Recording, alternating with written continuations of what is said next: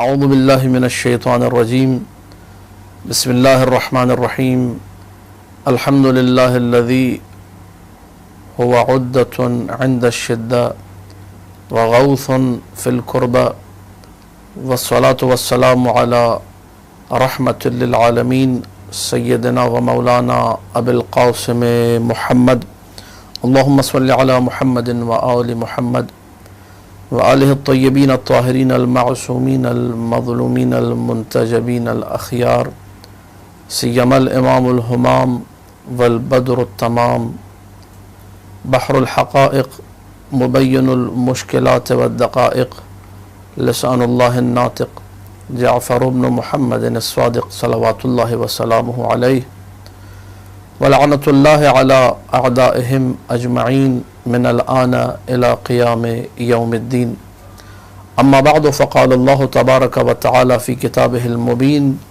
بسم اللہ الرحمن الرحیم وسیعلم الذین ظلموا ای منقلب ینقلبون۔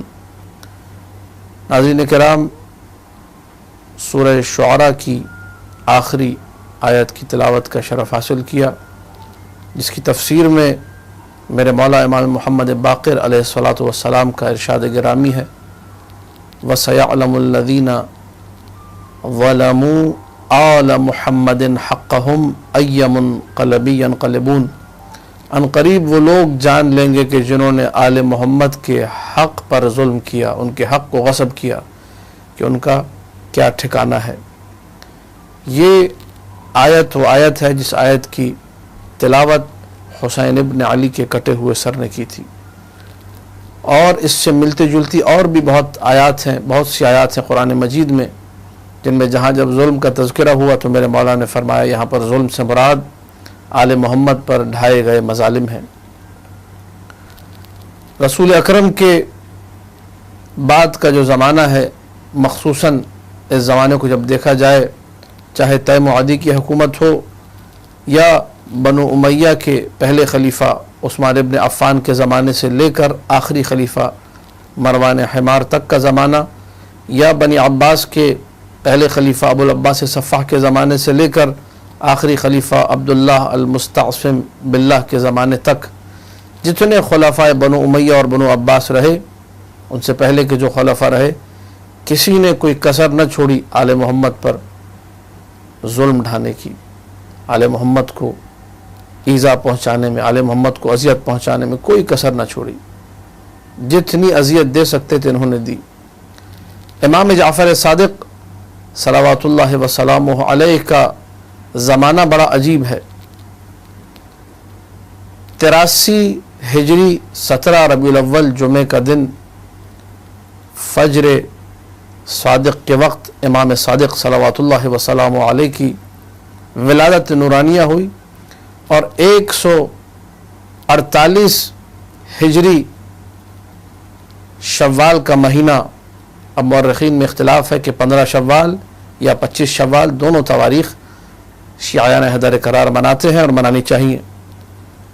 اس دن شہادت واقع ہوتی ہے۔ رجب کا شوال کا مہینہ ہے، اور بعض نے رجب کے مہینے کو بھی شہادت کے حوالے سے ذکر کیا ہے۔ بہرحال شیعیان حیدر قرار جس تاریخ میں چاہیں اس شہادت کو منا سکتے ہیں اور اس امام ہمام کا ذکر کر سکتے ہیں۔ عرض خدمت یہ ہے کہ امام علیہ السلام کی جب حیات طیبہ کا مشاہدہ کرتے ہیں، اپنی زندگی کے ابتدائی 12 سال، کم سنی کے وہ 12 سال جو اپنے جد امجد امام زین العابدین علیہ السلام کے ساتھ گزارے، اس کے بعد 19 سال اپنے والد ماجد امام محمد باقر علیہ الصلاۃ والسلام کے ساتھ گزارے، پھر 34 سال کا اپنا عرصہ امامت۔ اکیلا وہ امام جس نے بنو امیہ کے مظالم کو بھی سہا، جس نے بنو عباس کے مظالم کو بھی سہا، اکیلا وہ امام جو تمام ائمہ میں امام زمانہ کے علاوہ جتنے بھی ائمہ ہیں سب سے بوڑھا امام جس نے مظالم کو سہا۔ اسی لیے امام جعفر صادق سلام اللہ علیہ کو شیخ الائمہ بھی کہا جاتا ہے۔ اماموں میں سب سے زیادہ بڑی اور طویل عمر پانے والے امام، کم سے کم 65 سال علماء نے ذکر کیا، علامہ مجلسی نے جلال العیون میں 70 سے 72 سال تک کی عمر کا ذکر کیا ہے۔ تو وہ امام جس نے باقر العلوم کے بیٹے ہونے کے ناطے ہر ملک و ملت، ہر مذہب و مسلک بلا تفریق علم کی وہ خدمت کی کہ 4000 لوگ ادیان و ملل کے، 4000 مختلف ممالک کے لوگ، ہر شخص کی زبان پر پہلی صدی کے آخری حصے میں ایک ہی جملہ ہوا کرتا تھا، حدثنی جعفر بن محمد الصادق۔ ایسا انسان، ایسی ہستی جس نے انسانیت کی خدمت کی۔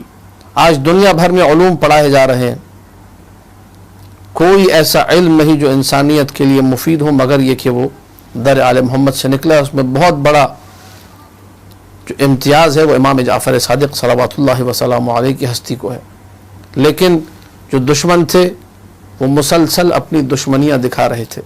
میں چونکہ یہ مختصر سا جو تصویری ٹکڑا، متحرک تصویری ٹکڑا، ویڈیو کلپ آپ کے سامنے پیش ہو رہا ہے، اس میں شہادت امام جعفر صادق اور ان پر ڈھائے گئے مصائب کا تذکرہ کرنا ہے، اور اس حوالے سے عرض کروں کہ روایات بے شمار ہیں، روایات بہت زیادہ ہیں۔ علامہ مجلسی نے جلال العیون میں ذکر کیا 5 مرتبہ، اور اس سے زیادہ بھی روایات ہمارے پاس ہیں کہ امام جعفر صادق کو قتل کرنے کا منصور دوانقی نے ارادہ کیا، اور اس قتل کے علاوہ جو کئی گستاخیاں انجام دی، قتل کی سازش کے علاوہ جو اذیتیں دی وہ الگ ہیں۔ کبھی مدینہ میں اپنے بندے کو بھیج کر گھر میں چاروں طرف سے آگ پھینکوائی، اور جب گھر کو آگ لگ گئی تو امام جعفر صادق یہ کہتے ہوئے گھر سے نکلے، انا ابن ابراہیم خلیل اللہ، میں ابراہیم کا بیٹا ہوں۔ جب ابراہیم کے لیے آگ ٹھنڈی ہو سکتی ہے تو میرے لیے بھی ٹھنڈی ہو سکتی ہے۔ لیکن کیا عالم کرب رہا ہوگا، کتنی اذیت ہوئی ہوگی اہل بیت کو کہ جب کسی گھر میں آگ لگی ہو، کس طریقے سے گھر والے، کس طریقے سے محارم، کس طریقے سے خواتین ایک کمرے سے دوسرے کمرے کی طرف دوڑ رہی ہوں گی، وہ کیا کرب، وہ کیا مصیبت، وہ کیا اذیت ہوگی، اس کو امام جعفر صادقی سے پوچھا جا سکتا ہے۔ کئی مرتبہ امام کے جد امیر المؤمنین سلام اللہ علیہ کو ان کے سامنے ناسزا کہا گیا۔ امالی توسی دوسری مجلس میں یہ روایت تحریر کی ابو جعفر توسی رحمۃ اللہ علیہ نے، کہ راوی یہ کہتا ہے کہ جب محمد و ابراہیم عبداللہ ابن حسن کے بیٹوں کو قتل کیا گیا تو منصور اللعین نے ایک شخص کو مدینہ کا گورنر بنا کے بھیجا جس کا نام شعبہ ابن اقال تھا۔ شعبہ ابن اقال جب مدینہ پہنچا تو پہلے ہی جمعے میں جو جمعہ آیا تو اس نے سارے مدینے والوں کو جمع کیا، اور اس کے بعد ممبر پر گیا، حمد و ثنا، اور حمد و ثنا کے بعد یہ کہنے لگا، ان علی ابن ابی طالب شق عصا المؤمنین، شق عصا المسلمین وحارب المؤمنین۔ علی ابن ابی طالب نے اتحاد بین المسلمین کو پارا پارا کیا، علی ابن ابی طالب نے مؤمنین سے جنگ کی، وطلب الامر لنفسہ، اور اس حکومت کو اپنے لیے چاہا۔ پھر اس کے بعد وہ جملے دہرانا نہیں چاہوں گا، جو گستاخیاں اس نے کی حوالہ میں نے دے دیا، آپ لوگ پڑھ لیجئے۔ جب اس نے یہ ساری گستاخیاں کی تو گورنر بن کر آیا تھا، ظالم بادشاہ کی طرف سے گورنر تھا، کسی میں جرأت نہ تھی شعبہ ابن اقال ملعون کو کوئی جواب دیتا۔ راوی یہ کہتا ہے کہ ایسے میں نے دیکھا کہ مسجد میں ایک شخص کھڑا ہوا جس کے تن پہ پرانا لباس تھا، اس نے حمد و ثنا کے بعد کہا شعبہ ابن اقال کو مخاطب کر کے کہ تو نے جس خیر کا ذکر کیا ہم اس خیر کی اہلیت رکھتے ہیں، اور جس برائی کی تو نے ذکر کی، تو اور جس نے تجھے گورنر بنا کے بھیجا ہے، تم دونوں اس کے لیے سزاوار ہو۔ اس کے بعد اس شخص نے پکار کر کہا ارجع معذوراً، پلٹ جا اس عالم میں کہ تو بدبختی کو اپنے لیے خرید چکا ہے، گناہوں کو اپنے لیے خرید چکا ہے، مذموماً، تیری مذمت ہو رہی ہے۔ اگرچہ اس کو کوئی جواب دینے والا نہ تھا لیکن سب اس کو برا ہی سمجھ رہے تھے۔ جس لب و لہجے میں اس شخص نے گفتگو کی، جس لب و لہجے میں اس شخص نے پکار کر جواب دیا، تو اس وقت اس گورنر شعبہ ابن اقال کے پاس کہنے کو کچھ نہ تھا۔ فبہت الذی کفر، چپ چاپ ممبر سے اترا اور مسجد سے نکل کر چلا گیا۔ جب میں نے پوچھا یہ کون ہستی ہے, یہ کون شخص ہے, اس نے ایک حاکم کو, ایک گورنر کو چپ کرا دیا. تو مجھے بتایا گیا ھذا جعفر ابن محمد ابن علی ابن حسین ابن علی ابن ابی طالب صلوات اللہ وسلامہ علیہ. یہ جعفر صادق ہے. یہ جعفر صادق کے مصائب میں سے ایک مصیبت ہے کہ ان کے جد امجد کو ان کی نگاہوں کے سامنے, ان کی سماعت کے سامنے برا کہا جائے, ان کی شان میں گستاخی کی جائے, بدزبانی کی جائے. لیکن میرے مولا نے یہاں پر احتجاج کیا اور تاریخ نے اس احتجاج کو ریکارڈ کیا. لیکن بہت سارے ایسے مقامات تھے جہاں پر دشمن یہ چاہتا تھا کہ اپنی پھونکوں کے ذریعے سے اس نور الہی کو بجھا سکے, لیکن اللہ کا ارادہ کچھ اور تھا. کئی مرتبہ کی سازش منصور دوانقی, کئی لوگ جاتے منصور دوانقی کے پاس شکایت لگاتے. اس روایت کو الخرائج والجرائح میں قطب الدین راوندی نے ذکر کیا ہے. مولا امام رضا علیہ الصلوۃ والسلام سے روایت مروی ہے کہ ایک شخص آیا مولا امام جعفر صادق علیہ السلام کے پاس, کہنے لگا کہ آپ اپنے آپ کو بچائیے, اپنی نجات کا بندوبست کیجئے, آپ کی شکایت دربار میں لگا دی گئی ہے. جیسے اس نے یہ کہا فتبسم, میرے مولا امام صادق علیہ السلام مسکرائے اور کہنے لگے جب اللہ کسی چھپی ہوئی فضیلت کو آشکار کرنا چاہتا ہے, کسی ایسی حجت کو بیان کرنا چاہتا ہے کہ جس کا انکار کیا گیا, تو کسی حاسد کو اس پہ معمور کر دیتا ہے. وہ اپنے حسد کے چکر میں اظہار فضیلت کا باعث بن جاتا ہے. یہیں بیٹھو, ابھی حکومتی کارندے آتے ہوں گے, مجھے لے کر جائیں گے, اور پھر قدرت الہیہ اور اللہ کی نشانیوں کا نظارہ کرنا. وہ شخص کہتا ہے تھوڑی دیر میں منصور دوانقی کا قاصد آ گیا اور لے جانے لگا میرے مولا کو. میں بھی ساتھ چلا. جب دربار میں پہنچے تو دیکھا منصور دوانقی غضب کے عالم میں بیٹھا ہے اور کہنے لگا اے جعفر, میں نے سنا تم لوگوں سے اپنے لیے بیعت لیتے پھر رہے ہو, تم مسلمانوں کو ہلاک کرنا چاہتے ہو, تم مسلمانوں کا اتحاد پارا پارا کرنا چاہتے ہو.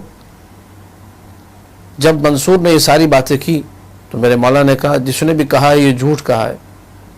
علامہ مجلسی نے جلال العلوم میں اسی روایت کو مختلف انداز سے ذکر کیا اور فرمایا کہ میرے مولا نے یہ کہا کہ میں نے بنو امیہ کے زمانے میں یہ کام نہیں کیا جب میں جوان تھا, آج جب میں بوڑھا ہو چکا ہوں میں یہ کام کروں گا. اس وقت اس نے کہا کہ نہیں, جس شخص نے مجھے خبر دی ہے اگر میں اس سے قسم اٹھواؤں, اس نے قسم کھا لی تو پھر میں تمہیں چھوڑوں گا نہیں. قتل کے ارادے پر مصمم تھا. مولا نے کہا بلایا جائے اس شخص کو. اس شخص کو جب بلایا گیا اور ایک دربان نے آ کر کہا کہ میں اس سے قسم اٹھواتا ہوں, کہنے لگا کھاؤ قسم, واللہ باللہ تاللہ. میرے مولا نے کہا ایسے قسم نہ کھاؤ, قسم کھانی ہے تو ایسے کھاؤ. ان کنت کاذبا فبرئت من حول اللہ وقوتہ ولجأت الی حولی وقوتی. اگر میں جھوٹا تھا تو میں اللہ کے حول یعنی اللہ کی قوت سے, اللہ کی مشیت سے, اللہ کے ارادے سے بیزار ہوتا ہوں, باہر جاتا ہوں اور اپنی قوت, اپنے ارادے, اپنی مشیت کا سہارا لیتا ہوں, اپنی قدرت کا سہارا لیتا ہوں اگر میں جھوٹا ہوں. جیسے ہی اس نے یہ جملے دہرائے تو جعفر صادق صلوات اللہ وسلام علیہ کے لبھائے مبارک پہ یہ جملے آئے اللہم ان کان کاذبا فامتہ الساعہ. بار اللہ اگر یہ شخص جھوٹا ہے تو اس کو ابھی اسی وقت موت دے دے.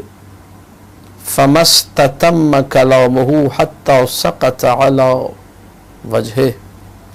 ابھی میرے مولا کا کلام تمام نہیں ہوا تھا, میرے مولا کی گفتگو مکمل نہیں ہوئی تھی کہ یہ ملعون شخص منہ کے بل زمین پہ گر پڑا. اور ایک روایت کے مطابق جس طرح کتے کی زبان باہر نکلی ہوئی ہوتی ہے, اس شخص کی زبان باہر نکلی ہوئی تھی. جیسے ہی اس عالم کا مشاہدہ کیا, عجیب جملے ہیں. منصور نے کہا کہ میں آپ کی کیا خدمت کر سکتا ہوں, مجھے بتائیے, مجھ سے غلطی ہوئی. میرے مولا نے جملہ کہا وہ عزاداروں کو رلانے کے لیے کافی ہے. کہا کہ منصور ما لی الیک حاجت, میری کوئی حاجت نہیں سوائے اس کے کہ ان اسرع الی اہلی فان قلوبہم متعلقۃ بی. جتنا جلدی ہو سکتا ہے مجھے اپنے گھر جانے دے, سب کے دل مجھ میں اٹکے ہوئے ہیں, سب میرے لیے پریشان ہے, سب میرے لیے بے چین ہے. کہا لک ھذا، تمہیں اختیار ہے، تم جا سکتے ہو۔ اللہ اکبر۔ وہ جعفر صادق جو دربار میں آئے، ایک لمحے کے لیے، تھوڑی دیر کے لیے گھر سے دور ہوئے تو اپنے گھر والوں کی فکر تھی۔ میں کہوں گا سلام ہو آپ پر حسین ابن علی۔ کربلا میں شمر لعین خنجر لے کے آگے بڑھ رہا تھا، سکت نہ تھی حسین ابن علی میں اٹھنے کی، لیکن ایسے میں اپنی نگاہوں سے خیمگاہ کی طرف دیکھ رہے تھے۔ مصائب ختم ہے ذات حسین ابن علی پر۔ انہی مصائب کے تذکرے کا، انہی پہ گریے کا جعفر صادق سلام اللہ علیہ نے حکم دیا، بارہا حکم دیا۔ لیکن عزادارو، کچھ شباہتیں ہیں جو جعفر صادق سلام اللہ علیہ کے مصائب میں ہمیں نظر آتی ہیں کربلا کے مصائب کے ساتھ۔ فضل ابن ربی کو ایک دن منصور نے یہ حکم دیا، اسی وقت کسی بھی طور پر، کسی بھی حالت میں جعفر صادق کو پیش کیا جائے۔ فضل ابن ربی کا بیٹا محمد یہ کہتا ہے کہ میرا باپ گھر آیا اور اس نے مجھے طلب کیا، میں سب سے زیادہ بے باک، سب سے زیادہ سنگ دل تھا۔ کہا کہ جاؤ اسی وقت جعفر صادق کو جس بھی حالت میں ہو لے کر آؤ، خبردار دروازے سے نہ جانا، دیوار پھلانگ کر گھر میں گھسنا ہے، اور جس عالم میں ہو اسی عالم میں لے کر آنا۔ عزادارو، محمد ابن ربی یہ کہتا ہے میں نے ایک سیڑھی لگائی خانہ جعفر صادق کے باہر، دیوار پھلانگ کے میں گھر میں گھسا، دیکھا کہ جعفر صادق نماز پڑھ رہے ہیں۔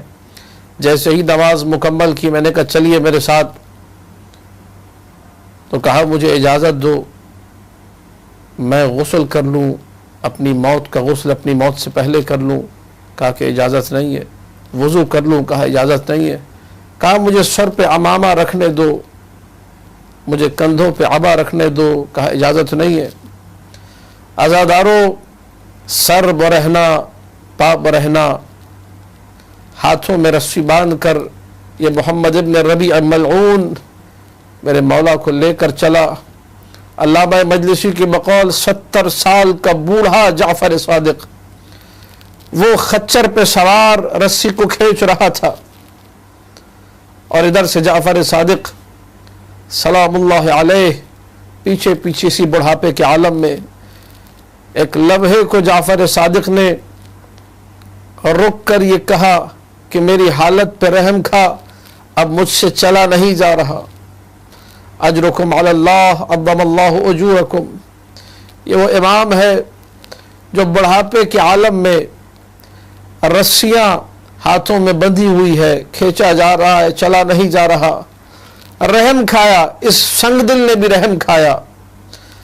میں کہوں گا بڑی شباہتیں ہیں کربلا کے ساتھ، عزاداروں کے ذہن منتقل ہو چکے ہوں گے، لیکن ایک ایسا بھی امام نظر آتا ہے تو چل نہیں رہا تھا، صرف اسے دھوپ میں اتنا کھڑا رکھا گیا کہ وہ سائے کی تمنا کرتا رہا، مجھے سائے میں جانے دیا جائے۔ تب کوڑوں کی برسات ہوئی۔ نہ جانے اہل بیت کی کیسی کیسی مصیبتیں ہیں۔ ادھر دربار لے جایا گیا، دربار میں جعفر صادق پہنچے، منصور دوانقی ملعون نے تلوار نکالی نیام سے، ایک بالش کے برابر، پھر تھوڑا نرم ہوا، پھر غیظ و غضب میں آ کے تھوڑی اور تلوار نکالی، پھر کچھ نرمی طاری ہوئی، پھر تیسری مرتبہ جعفر صادق کی شان میں گستاخی کی، پھر تلوار نکالنا چاہی، پھر اس کے بعد گھر کی طرف انعام و اکرام کے ساتھ روانہ کر دیا۔ فضل ابن ربی یہ کہتا ہے میں نے منصور سے پوچھا یہ تو نے کیا کیا؟ بلایا تھا قتل کرنے کے لیے، اور جب جعفر صادق آئے میں نے دیکھا تو نے تلوار نکالی قتل کرنے کے لیے، پھر رک گیا، پھر تھوڑی سی تلوار نیام سے نکالی، پھر رک گیا، پھر تیسری مرتبہ پوری تلوار نکال لی، پھر رک گیا۔ کہنے لگا فضل میں تجھے بتاؤں گا لیکن سب کو محل سے نکلوا دے، یہ بات میرے اور تیرے درمیان راز رہے۔ جب میں نے تلوار نکالی جعفر صادق کے قتل کے ارادے سے تو ایک لمحے کو میرے سامنے رسول اللہ آ گئے اور مجھے کہا کہ اگر تو نے میرے بیٹے کو قتل کیا تو اچھا نہ ہوگا۔ دوسری مرتبہ پھر میں نے تلوار نکالنا چاہی، پھر میرے سامنے رسول اللہ آ گئے تیسری مرتبہ پھر رسول اللہ نے مجھے ڈرایا، پھر ڈر کے مارے میں نے جعفر صادق کو واپس کر دیا۔ عزادارو 7 سے 8 یا 9 دفعہ قتل کی سازش ہوئی۔ آخر میں جب وقت آیا، جب رضا بقضائہ و تسلیما لامرہ کی منزل آئی، انگوروں اور اناروں میں زہر ڈلوا کے ملعون منصور دوانقی نے بھجوایا۔ میرے مولا نے جب یہ زہر کھایا، یجود بنفسہ، تڑپ رہا تھا میرا مولا، ویتقیع، الٹیاں ہو رہی تھی، اخضر لونہ، جسم پورا ہری رنگت اختیار کر چکا تھا، جگر کے ٹکڑے ایک ایک کر کے مولا اگل رہے تھے۔ نہ جانے موسیٰ کاظم نے کیسے دیکھا ہوگا، لیکن یہ آل محمد کے لیے نیا نہ تھا۔ مولا حسن مجتبیٰ نے بھی اسی عالم میں اپنی زندگی کو ختم کیا تھا، اپنی زندگی کو تمام کیا تھا کہ زہر کے نتیجے میں جگر کے ٹکڑے کٹ کٹ کے گر رہے تھے۔ عزادارو کچھ ہی وقت گزرا، شوال کی 25 تاریخ 148 ہجری، یہ وہ عجیب دن تھا جب مدینے میں زلزلہ برپا ہوا۔ مدینے والوں کو اطلاع ملی کہ جعفر صادق اب اس دنیا میں نہ رہے۔ انا للہ و انا الیہ راجعون۔ وفیات الائمہ میں بحرانی صاحب نے یہ لکھا، تزعزعت المدینۃ باہلہا، پورے مدینہ میں ایک زلزلہ برپا ہو گیا، ساری خواتین، ساری سیدانیاں، سب لوگ اپنے گھروں سے نکلے، وا امامہ وا سیدہ وا جعفرہ، چاروں طرف یہ فلک شگاف نعرے تھے، ہر کوئی جعفر صادق کا غم منا رہا تھا۔ امام موسیٰ کاظم صلوات اللہ وسلام علیہ وا ابتاہ وا ابتاہ کے نعرے بلند کر رہے تھے۔ عزاداروں، لوگوں نے دیکھا موسیٰ کاظم رو رہے ہیں، لوگوں نے دیکھا اس کرب کے عالم میں میرے مولا نے جعفر صادق سلام اللہ علیہ کو غسل دیا، کفن پہنایا، ایک عظیم الشان جنازہ برپا ہوا۔ چاروں طرف لوگ غم کے عالم میں تھے، کرب کے عالم میں تھے۔ وہ کیفیت تھی جس کیفیت کو بیان نہیں کیا جا سکتا۔ جب جنازہ لے جایا گیا تو بقیع میں اپنے جد کے ساتھ، اپنے بابا کے ساتھ جعفر صادق کو مدفون کیا گیا۔ ہزاروں لوگوں نے شرکت کی اس جنازے میں، چاروں طرف غم غصے کی ایک لہر دوڑی ہوئی تھی، چاروں طرف ایک کرب کا عالم تھا۔ میں کہوں گا میرے مولا، آپ کا جنازہ اٹھا، بڑی شان سے اٹھا، چاروں طرف لوگوں نے تابوت کو کندھا دیا، چاروں طرف لوگوں نے موسیٰ کاظم کو پرسا دیا، لیکن ایک وہ بھی جنازہ تھا جو کربلا میں لاشے کی صورت میں پڑا ہوا تھا سرزمین کربلا پہ۔ کوئی جنازے کو اٹھانے والا نہ تھا، کوئی غسل و کفن دینے والا نہ تھا۔ ارے جو بچے تھے، جو لاوارث تھے، جن کا اب کوئی وارث نہ تھا سوائے خدا کے، ان کو کوئی پرسا دینے والا نہ تھا۔ ہاں اتنا ضرور تھا کہ جیسے ہی العطش کی صدا بلند کرتے تھے حسین کے پیاسے بچے، تو کوڑوں کی صدائیں اس کے بعد بلند ہوتی تھی، تازیانوں کے بعد چیخوں کی آوازوں کی صدائیں بلند ہوتی تھی، چاروں طرف آہ و بکا بلند ہوتا تھا۔ الا لعنت اللہ علی القوم الظالمین وسیعلم الذین ظلموا آل محمد ای منقلب ینقلبون۔